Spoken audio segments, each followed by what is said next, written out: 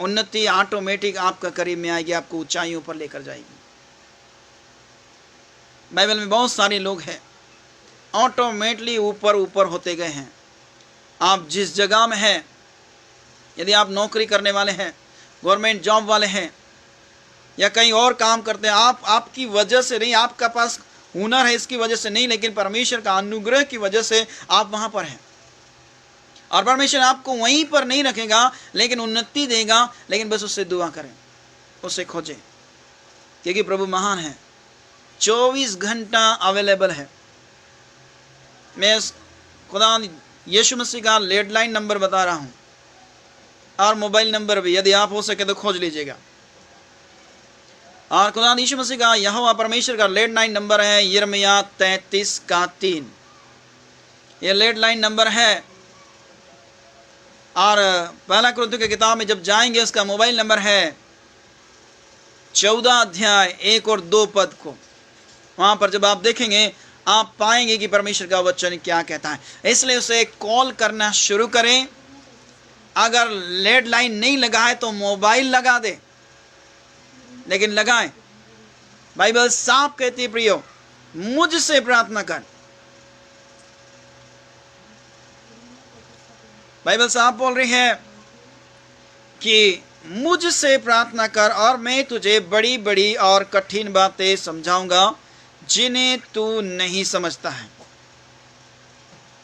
देखिए, और जिस प्रकार हमने लैंडलाइन नंबर देखा है, पुराने समय में एक लाल डिब्बा होता था, और यदि किसी से बात करना है तो उसमें सिक्का डाला जाता था, और एक सिक्का डालते थे, उतना समय बात करते थे, फिर उसमें आवाज आना शुरू हो जाती थी। फिर जल्दी से अगर जारी रखना है, उसमें सिक्का डालते थे, और लंबा समय के लिए बात करने के लिए कम से कम 8 या 10 कॉइन रखते थे, ताकि हम उससे बात कर सकें और लगातार वो बात बनी रहती थी।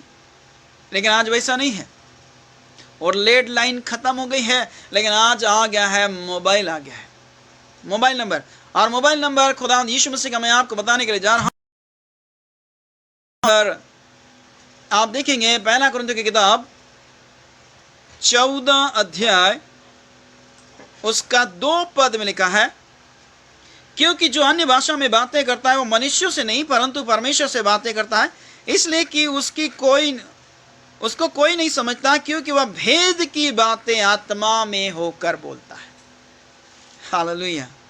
अब आपके पास 2 नंबर है, कौन सा नंबर आप लगा रहे हैं मुझे नहीं मालूम।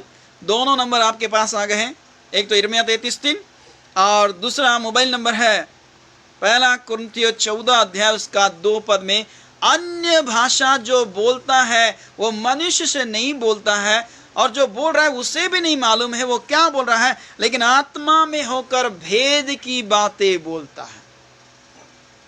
यदि आपके पास अन्य भाषा है, अच्छी बात है। और आपके पास खुदा यीशु मसीह का मोबाइल नंबर है, केवल खुदा यीशु मसीह ही समझ सकता है, बाकी दूसरा कोई नहीं समझ सकता। जिस प्रकार यहाँ पर लिखा है, क्योंकि वह भेद की बातें आत्मा में होकर बोलता है। वो बोल तो रहा है, लेकिन परमेश्वर कोई बोल रहा है, लेकिन वो क्या बोल रहा है उससे नहीं मालूम, लेकिन परमेश्वर जानता है। ये वो भाषा है जिसे गैर भाषा बोलते हैं। इसे शैतान समझ नहीं सकता। जिसे गिफ्ट है अनुवाद करने का, वही इसे समझ सकता है, दूसरा नहीं समझ सकता है सिवाय परमेश्वर के। कई बार लोग परेशान हो जाते हैं कि क्या बात है, ये कौन सी भाषा बोल रहा है। कई लोग बोलते हैं मुझे भी समझ में नहीं आता। शैतान बोलता है मुझे भी समझ में नहीं आता, परमेश्वर बोलता है मुझे समझ में आता है, क्यों मैंने दिया है। हालेलुया। प्रिय, प्रार्थना करें और पवित्र आत्मा का मशा को पाए। पवित्र आत्मा वो गैर भाषा आपको प्रदान करेगा, जिससे आप आत्मा में होकर भेद की बातें परमेश्वर को बोल सकते हैं, क्योंकि प्रभु महान है। इसलिए प्रार्थना करना ना छोड़े, हियाव ना छोड़े, समय निकाले। हर बात का समय, सबोपदेशक लिखता है, हर बात का समय है, तो प्रार्थना करने का भी समय निकालिए। खुदान बोलता है, जो तड़के उठकर मुझे खोजते हैं वो मुझे पाते हैं। बुद्धि भी बोलती है। इसलिए आप और मैं परमेश्वर को खोजें, क्योंकि परमेश्वर महान है और अलौकिक काम करने वाला परमेश्वर है। इसलिए हमारा जीवन में वो काम करे, इसलिए प्रार्थना करें, बच्चों के लिए प्रार्थना करें, लेकिन इस नदी में छलांग लगाएं, उस पवित्र आत्मा को पुकारें। जब भी आप प्रार्थना करें, ऐसा प्रार्थना करें, खुदा मैं सुबह उठने पाऊँ, मुझे ज़्यादा नींद ना आए, लेकिन जल्दी से मेरी नींद खुल जाने पाए, ताकि मैं तुझसे बात कर सकूं, क्योंकि तू सुबह सुबह मिल सकता है। हालेलुया। इसलिए प्रियो, परमेश्वर से बातें करने के लिए उससे मुलाकात जरूरी है। किसी ने लिखा, एक मुलाकात काफ़ी है। तो परमेश्वर से जब इनकाउंटर हो जाता है, याकूब का परमेश्वर के साथ इनकाउंटर हुआ, एक ही मुलाकात में उसका चाल बदल गया। अगर हमारे चाल, हमारा व्यवहार, सब कुछ बदलना है, खुदा उनसे मुलाकात करें। एक ही मुलाकात काफ़ी है। एक ही मुलाकात में परमेश्वर आत्मा से भर सकता है। एक ही मुलाकात में उस सारी आशीष दे सकता है। एक ही मुलाकात में तमाम आत्मा को उंडेल सकता है। एक ही मुलाकात में तमाम वरदानों को उंडेल सकता है। एक ही मुलाकात में आपको वहां बिठा सकता है जहां पर आपको होने के लिए बुलाया गया है। वैसा परमेश्वर है। सहज से मिल सकता है, आसानी से मिल सकता है। पैदल यात्रा करने की जरूरत नहीं है, मिठाई बांटने की जरूरत नहीं है, कुछ भी करने की जरूरत नहीं है, चादर की जरूरत नहीं है। वो कहीं पर भी मिल सकता है, और रेगिस्तान में भी मिल सकता है, वो घर में भी मिल सकता है, या रोड किनारे भी मिल सकता है। वो ऐसा नहीं है कि मैं सिर्फ वहीं मिलूंगा, पहाड़ पर मिलूंगा, या कुएं के पास मिलूंगा, या किसी और जगह मिलूंगा, विशेष स्थान नहीं है। वो कहीं पर भी मिल सकता है। जब हाजिरा को बेशरबा में मिल सकता है, तो हमें भी कहीं पर भी मिल सकता है। बस जिगरा चाहिए उससे मुलाकात करने के लिए। आइए आंखों को बंद करें प्रियो, आज विचार करें, क्या हम उसके लिए समय निकाल रहे हैं? यदि आज समय नहीं निकाल रहे हैं, बाकी चीजों के लिए आप समय निकाल रहे हैं, व्यर्थ है। दानियल परमेश्वर के लिए समय निकालने वाला था, नेहम्याह परमेश्वर के लिए समय निकालने वाला था, यहोशू ने परमेश्वर के लिए एक समय निकाला। आप भी अपने घर में एक समय को नियुक्त करें कि इस समय में मैं प्रार्थना करूंगा, इस समय में आराधना करूंगा, इस समय में वचन को मैं पढ़ूंगा। एक समय को निर्धारित करें। यदि हमारा बेटा बेटी समय पर नहीं आते घर में, हम परेशान हो जाते कि समय पर क्यों नहीं आता। हमारा परमेश्वर जहां 2 या 3 उसके नाम से कटाता है, समय पर आता है। अनुशासन में रहे। हमारा परमेश्वर अनुशासन प्रिय है। इसलिए एक समय निर्धारित करें कि ये मेरा समय होगा बाइबल पढ़ने का, ये मेरा समय होगा प्रार्थना करने का, चाहे कोई भी आ जाए। एजरा ने एक समय बांधा, आमोस ने एक समय बांधा, नेहम्याह ने समय बांधा है। तमाम लोगों ने एक समय को निर्धारित किया। हम निर्धारित करें कि प्रभु तुझे खोजेंगे, प्रभु तुझसे बातें करेंगे। हम लोगों से बहुत बातें करते प्रियो, लेकिन लोगों से बात करने से हमें कुछ नहीं मिलेगा तो खुदावंद यीशु मसीह से बात करने से मिलेगा। वो बात करने के लिए तैयार। आज कितने लोग तैयार हैं? यदि आप तैयार हैं, आज खुदावंद को कहें, खुदावंद मुझसे चूक हुआ है, बाकी तमाम बातों के लिए मैंने समय निकाला है। हो सकता है टीवी के लिए निकाला होगा, मोबाइल के लिए निकाला होगा, मूवीज के लिए निकाला होगा, पिक्चर के गाने के लिए निकाला होगा समय, लेकिन तेरे लिए समय नहीं निकाला। दिन भर में 6 घंटे में भी मैंने तुझे समय नहीं दिया। खुदा ना मैं माफ़ी दे। हम तेरे लिए समय निकालते खुदा।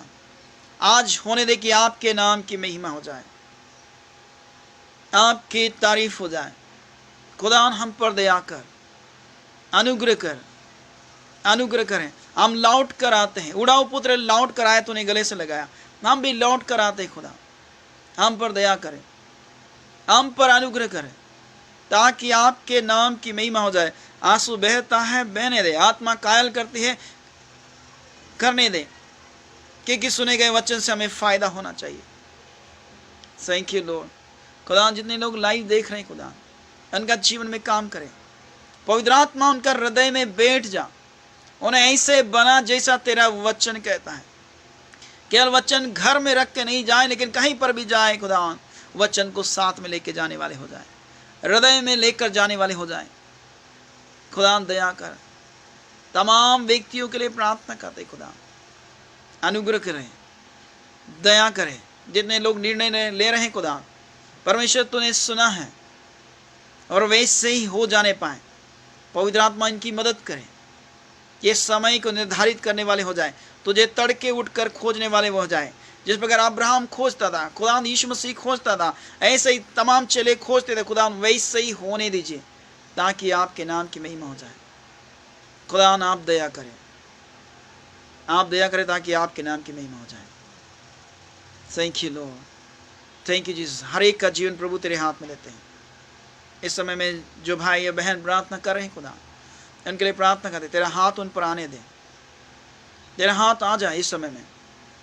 जो टूटा हृदय लेकर आता है, परमेश्वर उसे नया कर देता है। खुदा जो टूटे हुए हैं उन्हें नया कर दे ताकि आपके नाम की महिमा हो जाए। पिता सब कुछ तेरे हाथ में देते हैं, सब कुछ तेरे हाथ में देते हैं। जो बिलख रहे हैं, जो रो रहे हैं, खुदा हम प्रार्थना करते हैं उनके हृदय जोड़ दे खुदा, उन्हें नया बना दे ताकि आपके नाम की महिमा हो जाए, आपके नाम की महिमा हो जाए। सब कुछ प्रभु तेरे हाथ में देते हैं और इस प्रार्थना को प्रभु यीशु मसीह के नाम से मांगते हैं। आमीन, आमीन। प्रभु आप सबों को इन वचनों के द्वारा आशीष करे। गॉड ब्लेस यू और सदा परमेश्वर के साथ बने रहिए, उसका वचन में बने रहिए।